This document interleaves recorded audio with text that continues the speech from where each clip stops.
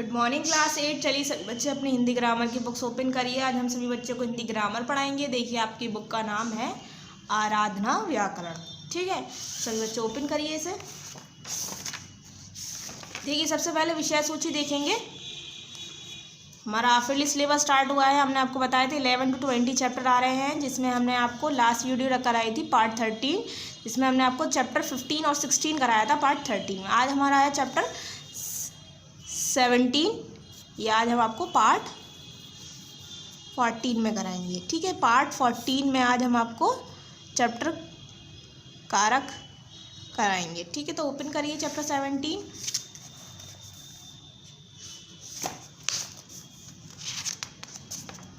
ये आपका चैप्टर 17 है, कारक। पार्ट है आपका 14। ठीक है, तो सबसे पहले यहाँ पार्ट शो कर देते हैं। पार्ट है आपका 14, चैप्टर है 17, कारक। कारक बोलते हैं केस। ठीक है, अब हम पढ़ेंगे कारक के बारे में चैप्टर में, तो सभी बच्चे ध्यान से सुनेंगे। देखिए, संज्ञा अथवा सर्वनाम के जिस रूप से उनका संज्ञा या सर्वनाम शब्दों का वाक्यों की क्रिया से सीधा संबंध जाना जाता है। क्या कह रहे हैं? संज्ञा और सर्वनाम के शब्दों का वाक्यों से क्रिया से सीधा संबंध जाना जाता है, उसे ही कारक कहते हैं। ठीक है, कारक देखिए, श्याम ने साइकिल खरीदी, राधा कलम से लिखती है, हम बालकों के लिए फल लाए, पेड़ से पत्ते गिरे, पक्षी डालियों पर बैठे हैं, राम ने रावण को तीर मारा, उस टोकरी में फल मीठे हैं, है रामू तुम क्या कर रहे हो। ठीक है, अब ऊपर के वाक्यों को ध्यान से देखने पर विदित होता है कि इनमें क्रमशः श्याम के साथ ने, रावण के साथ ने को, कलम के साथ से, बालकों के साथ के लिए, पेड़ के साथ से, टोकरी के साथ के, डालियों के साथ पर, रामू के साथ है, चिन्ह लगे हुए हैं। इन चिन्हों के कारण वाक्यों के स्वरूप में भिन्नता आ गई है। अतः हम कह सकते हैं कि संज्ञा अथवा सर्वनाम का क्रिया के साथ संबंध जोड़ने वाले शब्द कारक कहलाते हैं। ठीक है, क्या कह रहे हैं? संज्ञा अथवा सर्वनाम का क्रिया के साथ जब हम संबंध जोड़ते हैं, नाउन का और प्रोनाउन का, किसके साथ? वर्ब के साथ संबंध, रिलेशन जोड़ेंगे तो हम क्या कहेगा? वो कारक हो जाएगा। ठीक है, विभक्ति या परसर्ग यानी डिवीजन। कारक के स्पष्ट करने के लिए संज्ञा और सर्वनाम के साथ जो चिन्ह लगाए जाते हैं उन्हें विभक्ति या परसर्ग अथवा कारक चिन्ह कहते हैं। जैसे ने, को, से, के लिए, में, पर, का, के, ही, है, अरे आदि। कारक के भेद देखिए, काइंड्स ऑफ केस। कारक के 8 भेद होते हैं। कर्ता कारक, कर्म कारक, कारण कारक, संप्रदान कारक, अपादान कारक, संबंध कारक, अधिकरण कारक, संबोधन कारक। ठीक है, कर्ता कारक में ने, कर्म का को होता है, करण कारक का द्वारा से होता है, संप्रदान का को के लिए होता है, अपादान से होता है, संबंध का के की होता है, अधिकरण में पे पर होता है, और संबोधन में है अरे होता है। ठीक है, अब हम इनके बारे में पढ़ेंगे, इनके कारक के भेद के बारे में। कर्ता कारक देखिए, फर्स्ट, वाक्य में जो क्रिया करने वाला होता है उसे कर्ता कहते हैं। हमें सभी को पता है कि जो वाक्य में काम करता है उसे हम क्या कहते हैं? जो वाक्य में क्रिया काम करने वाला होता है उसे हम कर्ता कहते हैं, और शब्द के जिस रूप से काम करने वाले का बोध होता है उसे कर्ता कारक कहते हैं। ठीक है, जय ने पुस्तक पढ़ी, करण रोटी खाता है, तो यह पहले वाक्य का कर्ता जय है, उसके साथ के विभक्त चिन्ह है। दूसरे का वाक्य का कर्ता करण है, लेकिन उसने साथ ने विभक्ति चिन्ह नहीं है। इसका नियम यह है कि भूतकाल में कर्ता के साथ ने का प्रयोग होता है, वर्तमान का भविष्यकाल में नहीं। इसे जैसे वह काम करता है वह काम करेगा। कर्म कारक देखिए, वाक्य में क्रिया का फल जिस शब्द पर पड़े अथवा उस क्रिया के करने में कर्ता जिसे सबसे अधिक चाहता है और जिसके बिना वह क्रिया नहीं हो सकती उसे कर्म कहते हैं। कर्म कारक का चिन्ह होता है को। ठीक है, देखिए जैसे वह अपने भाई को पढ़ना सिखाता है, अली ने पुस्तक पढ़ी। इन दोनों वाक्यों को ध्यान से पढ़ने पर मालूम होता है कि वह प्रथम वाक्य में सिखाता क्रिया का फल भाई पर पड़ रहा है, अतः भाई को कर्म कारक भाई के साथ को विभक्ति चिन्ह लगा है। दूसरे वाक्य में पढ़ी क्रिया का फल पुस्तक पर पड़ रहा है, अतः पुस्तक शब्द कर्म कारक है, इसके साथ को विभक्ति चिन्ह नहीं है। थर्ड है करण कारक। करण का अर्थ साधन है और साधन वह होता है जिसकी सहायता से काम किया जाता है, अतः शब्द के रूप से जिस रूप से क्रिया का साधन यानी सहायक होने का बोध हो उसे करण कारक कहते हैं। करण कारक के चिन्ह से द्वारा के करण कारक का चिन्ह होता है से, द्वारा, के द्वारा। ठीक है, जैसे वीरेन फुटबॉल खेलता है, अन्ना कलम से लिखती है। इस वाक्य में फुटबॉल व कलम से करण कारक है। इस कारक में किसी की सहायता से क्रिया की जाती है। और 4 है संप्रदान कारक। जिसको कुछ दिया जाए या कि जिसके लिए काम किया जाए उसे संप्रदान कारक कहते हैं। इस कारक का चिन्ह है के लिए, को, जैसे माता बच्चों के लिए मिठाई लाई, गणतंत्र दिवस के उपलक्ष्य में बालकों को मिठाई दी गई। इन वाक्यों में बच्चों के लिए, बालकों को शब्द संप्रदान कारक है। अब अपादान कारक देखिए, शब्द के जिस रूप से किसी वस्तु के अलग होने का बोध हो, यानी वस्तु से अलग होने का बोध हो, अर्थात जहाँ से कोई वस्तु अलग होती है उसे अपादान कारक कहते हैं। जैसे अपादान का चिन्ह फ्रॉम होता है, फ्रॉम होता है जैसे हिमालय से गंगा निकलती है, पहाड़ से पत्थर गिरा। ठीक है, ये आप अपने प्रीवियस क्लास में भी पढ़ चुके हैं सभी बच्चे। अब देखिए दोबारा आपको ये चैप्टर दिया है कारक, संबंध कारक। संज्ञा या सर्वनाम के जिस रूप से उसका संबंध किसी अन्य वस्तु से दिखाने का बोध हो उसे संबंध कारक कहते हैं। संबंध कारक के चिन्ह है का, के, की, रा, रे, री। उसका, उसकी, उनके, मेरे, तुम्हारा, हमारी। जैसे ये तुम्हारा विद्यालय है, वह मेरा घर है, ये अली का भाई है, अन्ना की बहन स्कूल नहीं गई है।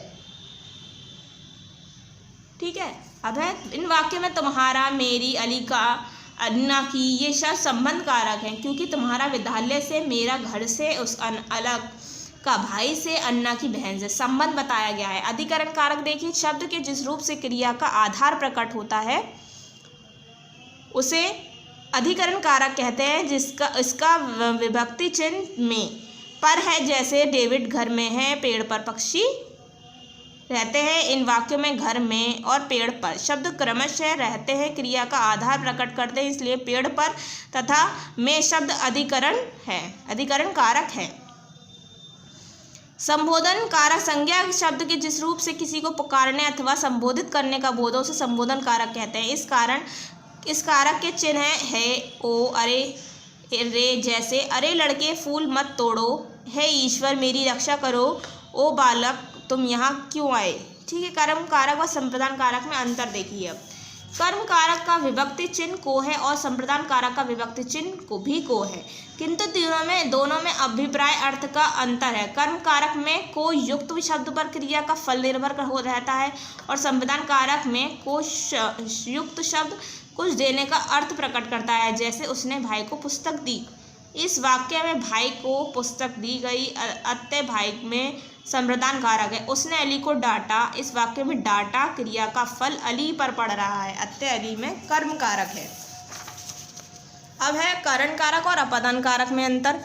दोनों कारकों का विभक्ति चिन्ह से है, लेकिन करण कारक में किसी की सहायता से क्रिया की जाती है, जबकि अपादान में से के द्वारा एक वस्तु का दूसरी से अलग होना पाया जाता है। जैसे कुमार मुंबई से आया, यहाँ कुमार मुंबई से अलग हुआ है, अतः मुंबई से अपादान कारक है। यहाँ वह पाँव से चलता है, यहाँ चलता है, जिलने की क्रिया पाँव से संपन्न हो रही है, अतः वह पाँव से में करण कारक है। ठीक है, अब हमने क्या सीखा इस चैप्टर में? संज्ञा या सर्वनाम का संबंध क्रिया से दिखाने के लिए विभक्तियों का प्रयोग किया जाता है। विभक्तियों को कारक चिन्ह भी कहा जाता है। ठीक है, आओ अभ्यास करें। अब हमारी एक्सरसाइज स्टार्ट हो रही है। एक पार्ट हमारा चल रहा है, अभी पार्ट है हमारा 14। सही उत्तर के आगे सही का चिन्ह लगाइए, जो सही है उसके सामने हमें राइट का निशान लगाना है। संज्ञा अथवा सर्वनाम के जिस रूप से उनका वाक्य की क्रिया से सीधा संबंध माना जाता है उसे कहते हैं संधि समास कारक विशेषण, उसे कहते हैं हम कारक। कारक चिन्हों को किस नाम से बुलाया जाता है? सर्वनाम, विभक्ति, विराम चिन्ह, प्रश्नवाचक। तो सिर्फ विभक्ति चिन्ह के नाम से जाना जाता है, यानी थर्ड ऑप्शन पर राइट करना है, फिर हमें सेकंड ऑप्शन पर राइट करना है। अब हमारा सही विकल्प पर राइट और गलत कथन पर रॉन्ग का निशान बनाना है। क्रिया के जिस रूप के द्वारा वाक्य के दूसरे शब्दों से संबंध जाना जाता है वह कारक कहलाता है। तो ये रॉन्ग है हमारा, फर्स्ट रॉन्ग करिए। थर्ड है, सेकंड है कारकों की संख्या 8 मानी जाती है, राइट है, इसे राइट करिए। First wrong, second right. संप्रदान कारक का विभक्ति चिन्ह में पर है, ये रॉन्ग है। हे अरे संबोधन के चिन्ह है, ये राइट है। फर्स्ट में रॉन्ग, सेकंड में राइट, थर्ड में रॉन्ग, फोर्थ में राइट। ठीक है। अब है थर्ड, नीचे कुछ वाक्य दिए जा रहे हैं, उनमें विभक्ति संबंधी शुद्धियाँ ठीक करके रिक्त स्थानों में लिखिए। कोयल डाली में बैठी है, तो कोयल डाली में बैठती है, कोयल डाली पर बैठती है, तो हम लिखेंगे कोयल डाली पर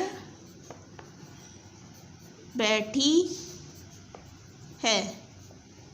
ठीक है। बाकी आप 3 खुद करेंगे, ये तीनों आप खुद करेंगे, तीनों आपके लिए होमवर्क है। ठीक है। आपको खुद देखना है और सिर्फ विभक्ति चिन्ह से क्या करना है, सही करके लिखना है।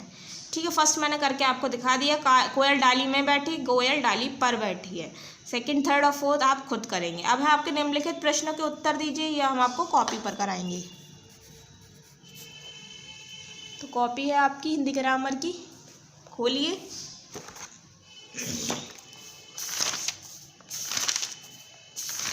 देखिए पार्ट 14 डेट शो करेंगे सभी बच्चे यहाँ पर अपनी। चैप्टर है आपका 17 कारक। निम्नलिखित प्रश्नों के उत्तर दीजिए। फर्स्ट क्वेश्चन है कारक किसे कहते हैं। फर्स्ट क्वेश्चन है हमारा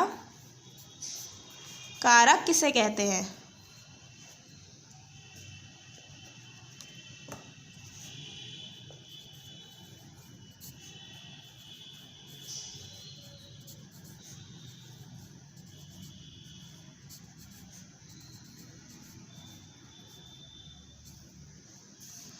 तो उत्तर है हमारा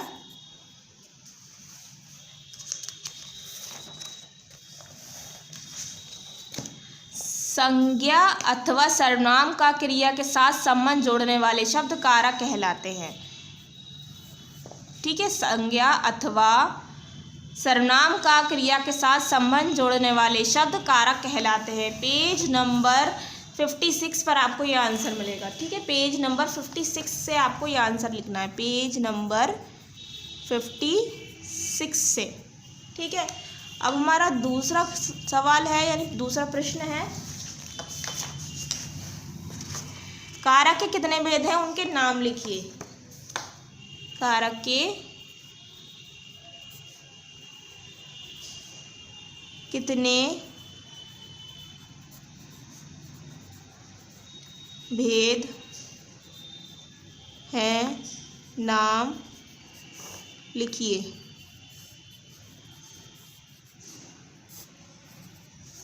ठीक है। तो हमें नाम लिखना है।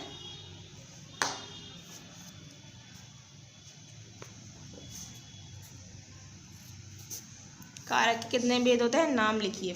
सेकंड सवाल है हमारा, सेकंड प्रश्न। अब तो हम लिखेंगे कारक के 8 भेद होते हैं। ठीक है। पेज नंबर 56 पर ही आपको दिया हुआ है, कारक के 8 भेद होते हैं। ये लिखेंगे पहले, कर्ता कारक, कर्म कारक, करण कारक, संप्रदान कारक, अपदान कारक, संबंध कारक, अधिकरण कारक, संबोधन कारक। ठीक है। सिर्फ इसके नेम लिखने हैं, सिर्फ आप इसके नेम लिखेंगे। ठीक है। ये आपका है सेकेंड आंसर। यहाँ से यहाँ तक लिखेंगे पहले, फिर इनके सबके नेम लिखेंगे। ठीक है। पेज नंबर 56 से ही आपको ये आंसर लिखना है। तो मैं यहाँ पेज नंबर शो कर देती हूँ, आप आंसर लिखेंगे। पेज नंबर 56 से आपको ये आंसर लिखना है। ठीक है। अब आपका है तीसरा प्रश्न है, संप्रदान कारक के विभक्ति चिन्हों को उदाहरण सहित स्पष्ट कीजिए। संप्रदान कारक के विभक्ति चिन्ह को। ठीक है। तो हमारा तीसरा सवाल है, संप्रदान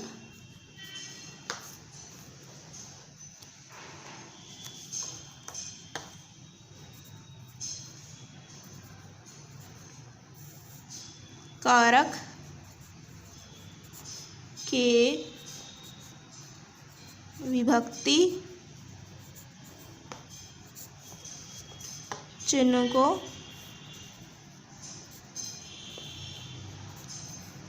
उदाहरण सहित स्पष्ट कीजिए। उदाहरण सहित स्पष्ट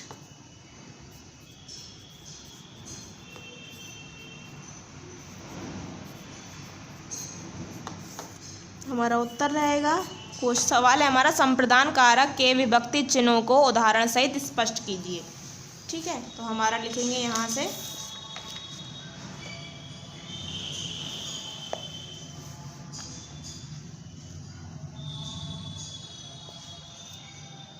यहाँ दिया हुआ है आपको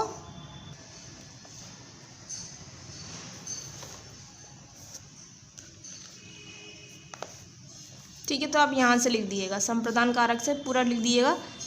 जिसको कुछ दिया जाए या जिसके लिए काम किया जाए उसे संप्रदान कारक कहते हैं। इसे कारक के चिन्ह के लिए को जैसे माता बच्चों के लिए यहाँ से पूरा यहाँ तक लिखेंगे। ठीक है, ये आपका है थर्ड आंसर। पहले यहाँ से यहाँ तक लिखना है, फिर दोनों वो लिख दिएगा इसके उदाहरण, फिर इसके उदाहरण के बारे में लिख दिएगा। ठीक है, ये आपका है थर्ड सवाल। तीसरा प्रश्न है, तीसरे प्रश्न का आंसर है ये आपका 57 पेज नंबर पर लिखना है। 57 पेज नंबर पर संप्रदान कारक का यहाँ से यहाँ तक लिखना है आपको। ठीक है, पेज नंबर है 57, पेज नंबर 57 से आपको ये आंसर लिखना है, यहाँ से यहाँ तक। ठीक है, अब है आपका चौथा प्रश्न है, करण कारक व अपदन कारक का में अंतर स्पष्ट कीजिए। तो हमारा करण कारक और व अपदान कारक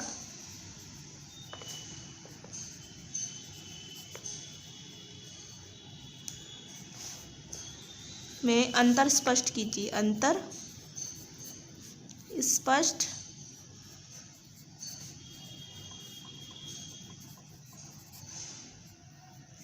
ठीक है, तो उत्तर है हमारा, देखिए यहाँ ऊपर आपको दिया हुआ है करण कारक व अपदन कारक में अंतर। तो यहाँ से लिखेंगे दोनों कारकों का विभक्ति चिन्ह से है, लेकिन करण कारक में किसी की सहायता से क्रिया की जाती है, जबकि अपदन में से के द्वारा एक वस्तु की दूसरे से अलग होना पाया जाता है। जैसे कुमार मुंबई से आया, यहाँ कुमार मुंबई से अलग हुआ, अतः मुंबई से अपदन कारक है। ठीक है, पूरा आपको यहाँ से यहाँ तक लिखना होगा।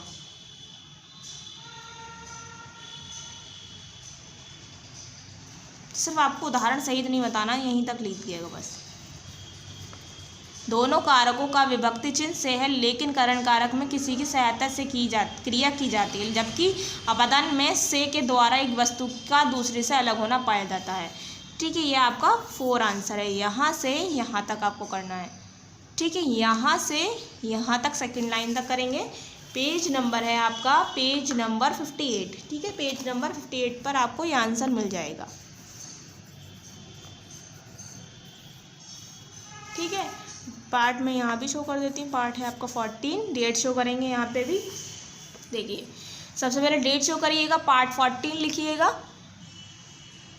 पार्ट चैप्टर 17 है और चैप्टर का नाम है कारक। निम्नलिखित प्रश्नों के उत्तर दीजिए। कारक किसे कहते हैं, पेज नंबर 56 पर आपको आंसर भी मिल जाएगा।